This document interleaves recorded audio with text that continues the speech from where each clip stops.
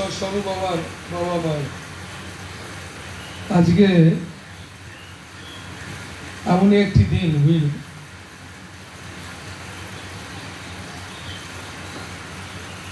সেই দিনটিতে তোমার এমনই এক মহাপুরুষের জন্ম, আবির্ভাব, জন্ম বলবো না, আবির্ভাব ভগবান বুদ্ধের। আর সেই দিনে আমি প্রতি বছরই কোনো না কোনো আশ্রমে থাকি। তো বেশ কিছু বছর ধরে এই আশ্রমেতে আছি। আর তোমরা আজকে এসেছো, এসে আমি ভীষণ আনন্দ পাচ্ছি, খুশি হচ্ছি এবং তোমাদের সবাইকে আমার ভালোবাসি। আর একটি বাঘ হরিণ শিকার করতে এসেছে, তো বাঘ একটি মানুষ দেখে দাঁড়িয়ে গিয়েছে, হরিণ শিকার ছেড়ে দিই। হরিণটিও প্রাণ করে ছুটছিল, সে মৃত্যু ভয় ভুলে গিয়েছিল ওই একটু মানুষদের। নদী বইছিল, নদীও থেমে গেছিল মানুষদের, তার নাম ভগবান বুদ্ধ। এইরকম একটা জন। তো তিনি যেখানেই চলতেন অগণিত মানুষ তার কাছে আসত, এসে যা হয় আর কি, নানান রকমের সাংসারিক যন্ত্রণার কথা বলতেন। আর তিনি সবাইকেই বলতেন সাধনা করো, সাধনা করো, কারণ তিনি জড়া ব্যাধি নানান কিছু এই সমস্ত যন্ত্রণা এর থেকে বেরোবার জন্যে এই সমস্ত দেখে তিনি বেরিয়ে পড়লেন, না এটা মানুষের জীবনে তো আসবেই। তো সেই কারণে মানুষকে বললেন তুমি সাধনা করো। তিনি বলেননি কিন্তু যে তুমি আরো অন্য কিছু করলে কোনো রাস্তা বেরোবে। তো সেই কারণে আমাদের হাজার হাজার বছরের সেই সত্যদোষটা যারা এসেছে হাজার হাজার বছর ধরে আমাদের এই মাটিতে এসে, তারা কিন্তু আমাদের যা যা বলেছেন তা কিন্তু আমরা ব্যবহার করি। আমাদেরকে এটা ব্যবহারিক জগতে, সংসারে, ব্যক্তিগত জীবনে এগুলোকে করতে হবে, করে এগুলোকে পেতে হবে। তো তাই তার নাম কৃপা, করে পাওয়ার নাম কৃপা, তাই করে পেতে হয়। কিন্তু মানুষ এটা করে পাওয়ার চেষ্টা করছে। তো সেই কারণে দেখো ভগবান বুদ্ধ, আরো অনেক সমস্ত মহাপুরুষ যারা এসেছিলেন, তাদের সবার কথা কিন্তু একটাই, আলাদা কথা না, তাদের একটাই কথা, তুমি যদি ভালো থাকতে চাও, ভালো থাকার প্রশ্নটা আসছে কেন? ভালো থাকার প্রশ্ন আসছে এই কারণে না, আমরা বিভিন্ন কিছুতে জড়িয়ে পড়েছি মানসিকভাবে, আমরা মানসিকভাবে জড়িয়ে পড়েছি। তাই মানুষ ভালো থাকে ভেতর থেকে, বাইরে থেকে নাই। তোমরা এত সেজে গুজে সব আছো, কেউ বলবে তুমি খারাপ আছো, কেউ বলবে খারাপ নেই, বাইরে থেকে সব সেজে গুজে আছো, কিন্তু বাইরের সাজ, কিন্তু ভেতরের যে সাজ, সেই ভেতরের সাজটা কিন্তু আসল, সেই সাজটা সাজা হয়। ভেতরের সাজটা সবার এলোমেল, অগোছল। অগোছল বলে তার জন্যে গোছালো না। ভেতরের যে সাজটা সাজা হলে একটা মানুষ মানুষ হয়, একটা মানুষ মহামানব হয়, ঈশ্বরত্ব লাভ করে, কেমন এসব করে। এই সমস্ত জিনিসগুলো মানুষ করে কেন না, মানুষকে ভালো থাকতে গেলে এই যেসব নিয়ে মানুষ আমরা আছি, যেসব কথা ভগবান বুদ্ধের কাছে গিয়ে বলেছি, আমাকেও যেমন তোমরা সবাই এসে বলো, ঠিক এইভাবে না, তার কাছে এইভাবে সবাই বলেছি। এই গুরু নানকের কাছেও বলেছি, কৃষ্ণ নাম সবার কাছে, তুমি যেমন আমার কাছে, বাবা আমার মাজায় ব্যথা, আমার ছেলে হচ্ছে না, বাবা আমার মেয়েটা, আমার নানান যা হয়, চাকরি বাকরি ব্যবসা, দেখো এইখানে এই জগতের যে সংখ্যক মানুষ আমার কাছে এসে আমার কথাই বলি, যে সংখ্যক মানুষ আমার কাছে এসে বলে এবং অনেক লোক বলবার সুযোগ পায় না। এই এতগুলো মানুষ, এছাড়া এত এই জগতের অসংখ্য মানুষ, এই মানুষের সমস্যা কিন্তু আমি কোনোদিন সমস্যাকে সমাধান করতে পারবো না। এই সমস্যার সমাধান তোমরা যেভাবে চাইছো সেভাবে কোনোদিন আমি করতে পারবো না। এটা আমি কেন, কোনো মহাপুরুষ কোনোদিন করতে পারিনি। কেন পারিনি? তার জন্যই তারা রাস্তা বলেছে, তার জন্য ভগবান বুদ্ধ রাস্তা বলেছে। তুমি ভালো থাকতে চাও, সাধনা করো, তুমি তাহলে নিশ্চিত ভালো থাকতে হবে। সংসারে ছেলে মেয়ে, স্বামী স্ত্রী, যে যেখানে থাকো, কেউ জঙ্গলে আছে, কেউ জঙ্গলে নেই, সমাজে বাস করছে, তো যে যেখানে, কেউ সন্ন্যাস জীবন যাপন করছে, তো যে যেভাবেই হোক জীবনযাপন করছি আমরা। এই সকল জীবনযাপনের উদ্দেশ্য কি না, আমরা যেন সকল সময় মাথা উঁচু করে ভালো থাকি। মানুষ তো ভালো থাকে মাথা উঁচু করে, যে মানুষ সে তো মাথা উঁচু করেই থাকে, শ্রেষ্ঠ জীব তো মাথা উঁচু করে থাকবে না। কিন্তু হচ্ছে না কেন? না আমাদের কোথায় একটা গণ্ডগোল আছে। গণ্ডগোলটা কোথায়? না আমরা আমাদেরকে বিক্রি করে ফেলেছি, বুঝলেন? আমরা সবাই আমাদেরকে নিজেরা বেচে দিয়েছি। আমাদের নিজেদের কোনো নিজস্বত্ব বলে কিছু নাই। নিজস্বত্ব বলে কিছু, আমার একটা নিজস্বত্ব বোধ আছে। শুধু আমি এই দেবানন্দ বাবা, আমি একটা পুরুষ মানুষ, আমি সাধু বাবা, আমি অমুক, আমি তাই, এসব বাদ, এসব পরে হয়েছে।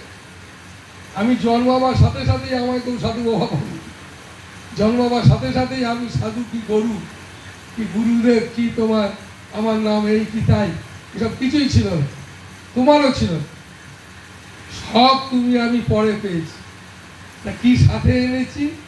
না সাথে এনেছি আমাদের সেই সংস্কারটা, যে সংস্কারটা আমাকে আজকে এই জায়গায় নিয়ে এসেছে। একটা 10 বছরের ছেলে কি 18 বছরের ছেলে, 20 বছরের ছেলে, সে তার স্বপ্ন আমি ভালো গাড়ি চলবো, আমি বিয়ে করবো, আমি গার্লফ্রেন্ড করবো, আমি অমুক করবো, এনে যাবো, এইসব নানা রকম স্বপ্ন দেখছি। আমার একটি 18-20 বছরের ছেলে সেই সবের বাইরে যাওয়ার একটা স্বপ্ন দেখছে। দুটোই তো স্বপ্ন নাকি? তো তাই তো নেই, এই দুটো স্বপ্ন এক না। একজন বলছে না আমি এই সমস্ত গার্লফ্রেন্ড এসব কি হয়, এসব ছেলে মেয়ে, টাকা পয়সা, গাড়ি বাড়ি, গয়না, নাম ডাক হওয়া, এসবেতে আনন্দ না। আনন্দ আছে কিসে? না দেওয়াতে, নেওয়াতে না। আমি দিতে চাই। আমি জগতে এসেছি, আম গাছও এসেছে, আম গাছ দিচ্ছে, কিন্তু আমি এসেছি আমি শুধু নিচ্ছি। তো তাই আমাকে দিতে হবে, কারণ ইচ্ছা। তো তাই সেই কবিতা, সে গান আছে না, কোন ছেলেটা করবে ফকিরি আর কোন ছেলেটা করবে আমির, কোন ছেলেটা আমিরই করবে আর কোন ছেলেটা ফকিরি করবে। ফকিরি করা, একটা বাচ্চা ছেলে তার ফকিরি করার ইচ্ছা হলো, এটা কিন্তু জন্মান্তরে না, এটা সংস্কার। কেমন? এই সংস্কার তাকে ফকিরি ছাড়া অন্য কিছু করতে দিচ্ছে না। তাকে বাড়ির সবাই টাকা পয়সা গয়না, এই আমাদের ভগবান বুদ্ধ দেখো, তার বাবা তাকে বিশাল প্রাচীর দিয়ে দিল, যাতে করে দুনিয়ার ভোগ প্রাচীরের ভেতর ছেড়ে যেন বাইরে না যায়।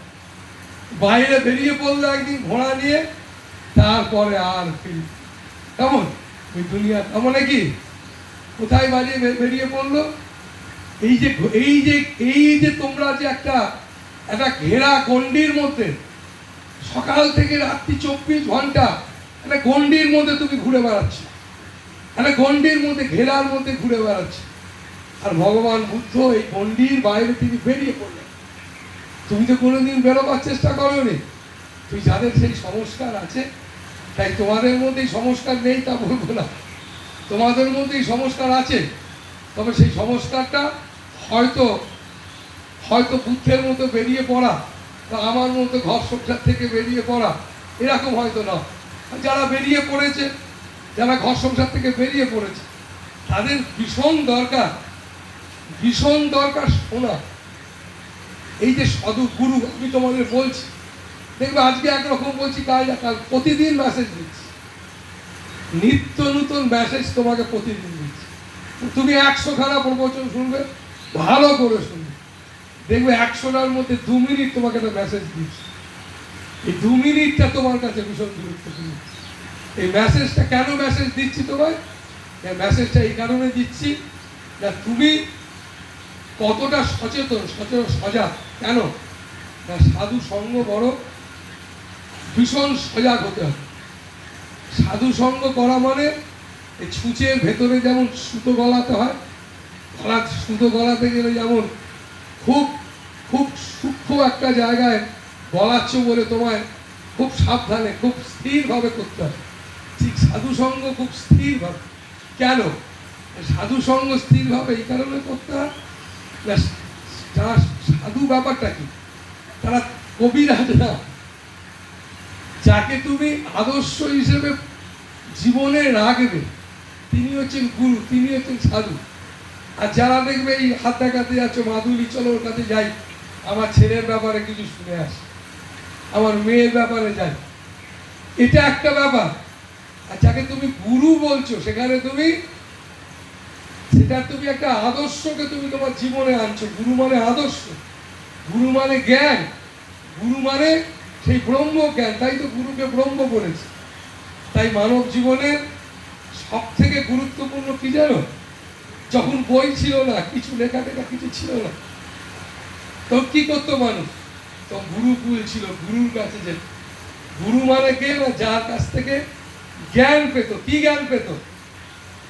সেই জ্ঞান পেত যে তুমি আসোনি, তুমি যাবে না, তুমি জন্মাওনি, তুমি কোনো সময় মরবে না।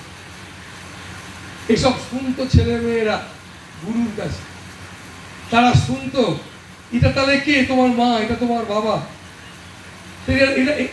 এরা তোমার বাবা মা জন্মাইনি আমি না, তুমি এই বাবা মার মাধ্যমে জগতে এসেছো, এই শরীরটা এসেছে, এই শরীরটা সব না, আর একটা কিছু আছে শরীর ছাড়াও। তুমি বুঝতে পারছো না? তোমার ভেতরে কিরকম একটা কান্না আসে, ওই শরীরের চোখে তো জল বেরোয় না, হ্যাঁ চোখে জল বেরোচ্ছে না কিন্তু কান্না আসছে, তবে তোমার ভেতরে আর একটা কিছু আছে, আর একটা শরীর আছে, চোখে জল নাই কিন্তু ভেতরে কান্না, আর একটা শরীর আছে, হয়তো আছে তো সেটা আমার সেই শরীরটা কিরকম দেখতে তুমি কোনোদিন দেখেছো? এই শরীরটাকে তুমি তো আয়নায় রাখা, সেই শরীরটাকে তুমি কি কোনো আয়নায় দেখেছো? না, তাকে দেখা হয়নি। তাহলে তার আয়না কোথায়? তার আয়না হচ্ছে সদ্গুরু।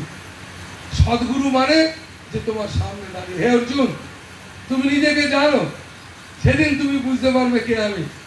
যেদিন তুমি জানতে পারবে তুমি নিজেকে, সেদিন বুঝতে পারবে কে আমি, মানে কে সেই কৃষ্ণ তোমার সামনে দাঁড়িয়ে তোমার জ্ঞান দিচ্ছিল।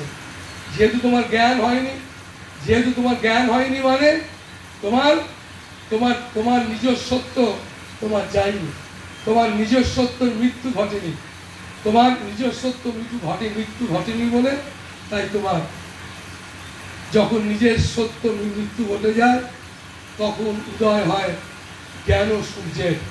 নিজের সত্য মানে আমি খাবো, আমি শোবো, আমি বসবো, এই সমস্ত জিনিস আমি আমি আমি এই আমি যে তোমার একটা তুমি আছে, এই তোমার তুমিটা যেদিন মৃত্যু হয়ে যাবে সেদিন তোমার ওই জ্ঞানের উদয় হবে।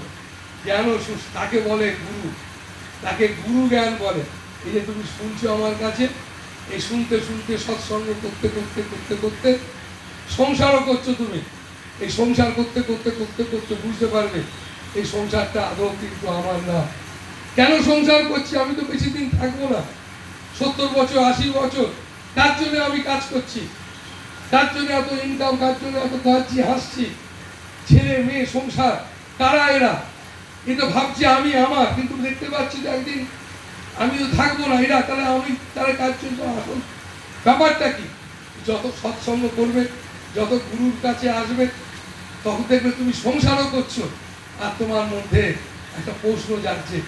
তাকে গীতায় বলেছে জিজ্ঞাসু। কেমন জিজ্ঞাসু? তিনি আমার হৃদয়ে থাকে। ভগবান বলেছেন জিজ্ঞাসু সে আমার হৃদয়ে থাকে। জিজ্ঞাসু মানে পড়াশোনা করে জিজ্ঞাসা না, ভেতর থেকে জিজ্ঞাসা আসা। এই জগতে এলাম কেন? এই ছেলে, এই সংসার কেন? কি লাভ সেখানে এসে?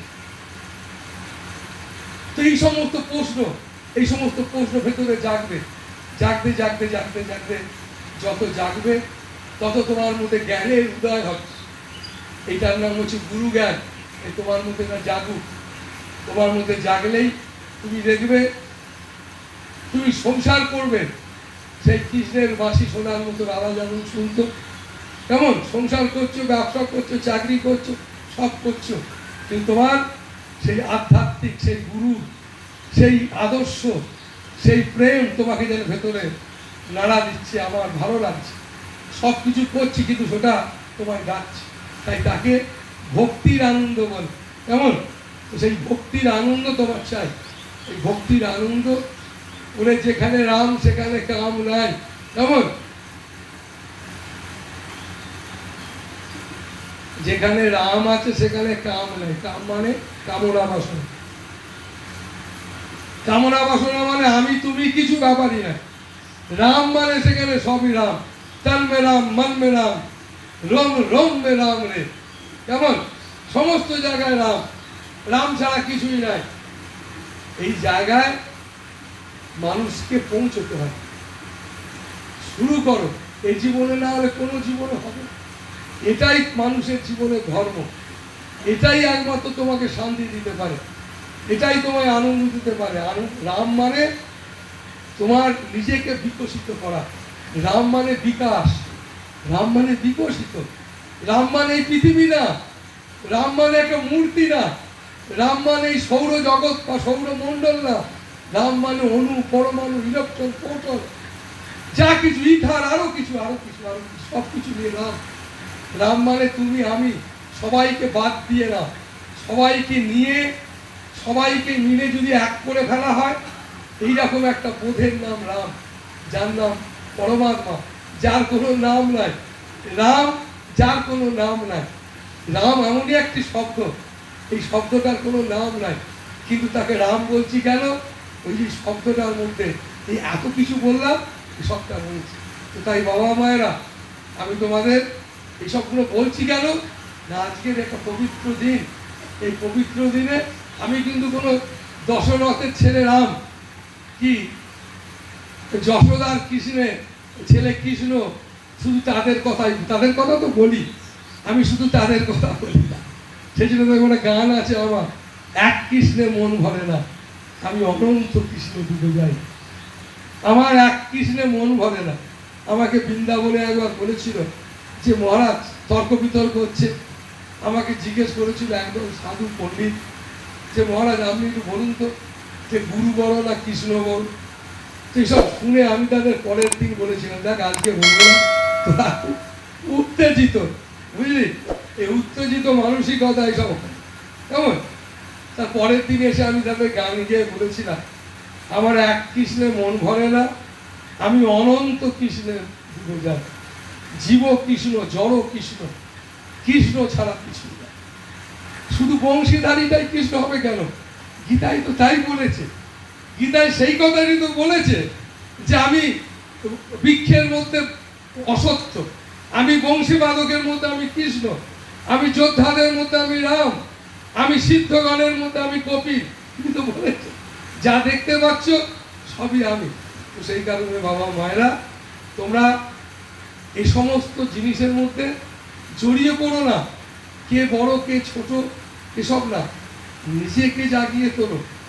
নিজেকে জাগাবার জন্য সাবধান হও, ভীষণ সাবধান হও। তাই থেকে আধ্যাত্মিকতা বলে, মানে আত্মাকে জানা, নিজেকে ধার্য করা, জানা। আধ্যাত্মিকতা মানে নিজেকে ধার্য করা, নিজেকে জেনে ফেলা। নিজেকে জেনে ফেলা মানে একটু আগে তোমাদের বললাম যে তোমার সেই মানুষ যখন বই ছিল না, কিছুই ছিল না, মানুষের ইষ্ট ছিল কে? গুরু। আসল ছিল কে? গুরু। কেন না, গুরুর কাছে এসে বাবা মাকে সম্মান করা শিখত। গুরুর কাছে এসে বিশ্ব, সূর্য, চাঁদ, আলো, লাইট, এই সমস্তটা যে একই সুরে গাঁথা, তারা দেখতো। তখন তো বই ছিল না, প্রতিটা মানুষ আমারই মতো কাঁদে, আমারই মতো হাসে, সবার সঙ্গে একবারে অঙ্ক মেলাতো। অঙ্ক মিলিয়ে দারুণভাবে জীবন গড়তো, সবাই সবাইকে সম্মান করত। তো সেই কারণে বাবা মায়েরা তাই আসল পথ হচ্ছে সেই গুরু, সেই সনাতন ধর্মের হাজার হাজার বছরের। তখন এতই সব ছিল না, তখন গুরুর নির্দেশ ছিল। সেই নির্দেশটা ছিল সবার, সমস্ত গুরুদের একই নির্দেশ। সেই রামের নির্দেশ, কৃষ্ণের নির্দেশ, রামকৃষ্ণর নির্দেশ, চৈতন্যদেব, গুরু নানক, এদের সবার নির্দেশ এক। তাই তো এরা মহাপুরুষ, তাই এরা মহাপুরুষ। তুমি দেখবে যদি তুমি কোনো যদি কেউ একজন যদি কোনো মহাত্মা হন, তিনি যদি কথা বলেন, আরে মনে হবে এ বোধহয় বিবেকানন্দ পড়ে বলছে, মনে হবে এ বোধহয় কথামৃত পড়ছে, এ হয়তো চৈতন্যদেব পড়েছে, এ হয়তো বেদ, গীতা। না, এদের পড়তে হয় না। যারা মহাত্মা, যারা সর্বত্যাগী, যারা সকল কিছুর ঊর্ধ্বে, যারা জগতের, যারা একমাত্র, যারা এক কথা বলতে পারো, তারাই ব্রহ্মজ্ঞ, তারা ব্রহ্মজ্ঞ, তারা সেই পরমাত্মা এক, অভিন্ন। তাকে দর্শন করা মানে জীবন ধন্য হওয়া। তার সঙ্গে কথা বলা মানে তো দূরের কথা, তুমি যদি কথা বলতে পেরে যাও তাহলে নিজেকে চরম ধন্য মনে করো। আর সদ্গুরু তাকেই বলে। আর তাকে ধন্য হওয়া, তাকে দর্শন করা, তাকে ভাবা, তাকে নিয়ে চিন্তা করা, এটা সাধনা। মানব জীবনের সব থেকে সঠিক কাজ যদি সেবা করতে পারো, তাহলে তো তুমি ধন্য হয়ে গেলে। সেবা করা মানে রান্না করে খাওয়ানো না, সেবা করা মানে তার ফকিরি জীবনটাকে বোঝার সুযোগ করে। সবাই সুযোগ পায় না। প্রচুর সুকর্ম করে করার পর আমাকে যখন কেউ বলে, মহারাজ এখানে একজন মানুষ আছে জানেন, তিনি একজন মহাত্মার সেবা করেছিলেন, তাই নাকি? যত যাই দেখি, কেন? কালী ঠাকুর, শিব ঠাকুর হয়তো আমি দেখতে যাব না, মহাত্মার সেবা করে যাবে পাবো না। তার মহাত্মা মানে ফকিরের সেবা করেছে, যে ফকিরকে বইয়ে লেখা যায় না, অব্যক্ত, তাকে দেখতে পেয়েছে, তার কাছে থেকে। রামকৃষ্ণদেবকে কি আর বইয়ে লেখা যায়? কথা দিয়ে ব্যক্ত করা যায়? চৈতন্যদেবের মতো মানুষকে কিছু দিয়ে বলা যায়? এই কৃষ্ণ, রাম, এদেরকে কিছু বলা যায়? এরা অব্যক্ত, এদেরকে মুখ দিয়ে বলা যায় না। এদেরকে দেখেছিল, এদের সঙ্গ করেছিল, আরে বাপ রে বাপ। আর যাদের সঙ্গে করেছিল তারা তারা তারা তাদেরই মতো মনে করেছিল, অর্জুন তার মতো মনে করেছিল। তার জন্য অর্জুনের বুঝতে অসুবিধা হয়েছে। সেই কারণে বাবা মায়ের ব্যাপারটা এই জায়গায় দাঁড়িয়ে আছে। তাই তুমি পাচ্ছ না কেন? তোমার হচ্ছে না কেন? না তুমি গুরুত্ব দিতে পারছো না। তোমার কাছে একজন বিকশিত মানুষ, একটা মানুষের কাছে কত গুরুত্বপূর্ণ জানো? আমাকে একজন সুপ্রিম কোর্টের পরবর্তী জীবনে সে জজ হয়েছিল, বুঝলি, সুপ্রিম কোর্টের জজ হয়েছিল। সে আমায় বলেছিল যে বাবা, আমার জীবনে জানো আমার একটাই শখ, ছোটবেলা থেকে ইচ্ছা, এটা আমার দাদু আমার মাথায় ঢুকিয়ে দিয়েছে। কি ইচ্ছা বলতো? বিকশিত মানুষ দর্শন করা। কিছু না, একজন বিকশিত মানুষকে দর্শন করতে চাই, ব্যাস। বিকশিত মানুষ দর্শন করা। তুমি জানো না তোমার জীবন, তুমি এটাকে ওয়েট দিতে পারছো না কেন? তোমার সমস্যা, তোমার ভাবনা চিন্তা, তোমার ভাবনা চিন্তা স্তর তুমি ওয়েট দিতে পারবে। তো সেই কারণে বাবা মায়েরা চেষ্টা করো সাধনা করতে। সাধনা মানে ঘর সংসার ত্যাগ করে চলে যাওয়া না। সাধনা মানে তুমি যেটাকে আমার আমার বলছো, শুধু সেটাকে তোমার তোমার বলার চেষ্টা করো, নাকি? শুধু তোমার তোমার বলার চেষ্টা করো, গলায় না, ভেতর থেকে। তার জন্যই তো তোমাদের আমি বলেছি খুব নাম জপ করো, চলো ফেরো ঘোরো, একদম ফালতু ব্যাপার মাথায় ঢুকিও না, একদম নিন্দে টিন্দে এসবে শুনতে যেও না, করো না। এসব জিনিস করা বা শোনা মানে তুমি জানবে তোমার লোকসানের আনবে, তোমার টোটাল লোকসানের আনবে। তুমি অনেক দুর্বল হয়ে যাবে, মন খারাপ হবে। তার থেকে কি করলে? বই পড়ো, লেখো, সংসারের 5টা কাজ করো, কিছু না কিছু করো, কিন্তু নিন্দে করা এবং নিন্দে শোনা এ সারা বড় খারাপ কাজ রে। নিজেকে প্রচুর দুর্বল করে, সে শিক্ষিত মানুষ হও, তুমি যেই হও, তুমি খুব ব্যস্ত মানুষ, তুমি নিন্দে শোনা বা করা এই অভ্যাস তোমার ছিল। তুমি ব্যস্ততার ফাঁকেও শুনেও ফেলছো, বলে তার জন্য দেখতে পাচ্ছ না সারা পৃথিবীতে ঠিক ঠিক চলছিল, হঠাৎ বেঠিক হয়ে নিশ্চিত সারা কোথায় মাথা খুলি, নিশ্চিত কোথায় মাথা গলিয়ে এই মাথাটা যেখান সেখান দিও না, তার চরণে রাখো, আদর্শের চরণে রাখো, যে মাথায় রেখো আমরা শ্রেষ্ঠ জীব, আমরা নিরপেক্ষ মানুষ। এই কারণে শ্রেষ্ঠ নিরপেক্ষ বলি, তুমি তোমার বইয়ের চাকর, তুমি তোমার স্বামীর চাকর, সারা ছেলে মেয়ের চাকর। আর তোমাদেরও বলি, তুমি কি করে ভাবছো তোমার ছেলে তোমার আমার কথা শুনে চলবে? একদম সেভাবে মানুষ করবে না। তোমার স্বামী তোমার কথা শুনে চলবে, তোমার বউ তোমার কথা শুনে চলবে, একদম এইভাবে দেখবেন। মানুষ মানুষের মতো চলুক। তুমি পারোনি কেন? নিজেকে দোষ দাও, অজ্ঞ আমি, স্রেফ অজ্ঞ, আর কিচ্ছু না। যখনই আমরা কাউকে নিজের কাছে করতে গেছি, এখানে সর্বনাশ হয়ে পড়েছি। কারণ আমরা সবাই সেই পরমাত্মার সন্তান, আমাদের সবার সমান অধিকার, শুধু পারিনি কেন?